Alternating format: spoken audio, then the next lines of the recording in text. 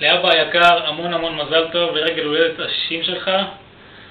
שיהיה לך הרבה הרבה בהצלחה והרבה מזל טוב והרבה בריאות, ושתמשיך להיות אבא מצחיק. והחלפת סוף סוף קידומת. והחלפת סוף סוף קידומת. כמו שאתה אומר, לא לחייק ל-052, ותמשיך לתת לי מספרי טלפון שגויים בעבודה, כי אתה אלוף בזה. ושתמשיך להיות אוהב ושטוטניק. וילד קטן, וסופרמן, וספיידרמן, ואתה חייב להבין את זה שאתה לא ספיידרמן ואתה לא סופרמן. תפסיק לטפס כבר על גגות, זה לא בשבילך. תהיה על הקרקע, ככה אנחנו אוהבים אותך. ותפסיק לעשות קרקס מכל הנכדים. אין, לא יהיה לך קרקס. עדיין, אני אומרת לך, עדיין אין אישור להחזיק את הנכד. חוץ מזה שיהיה הכל ברכה ומזל טוב, ואוהבים אותך, ובעזרת השם לכל מקום שנלך אתה בא איתנו, אין לך פתור בזה.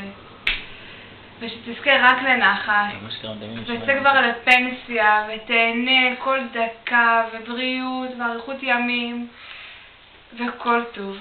מה שהיא אמרה. ביי. ביי.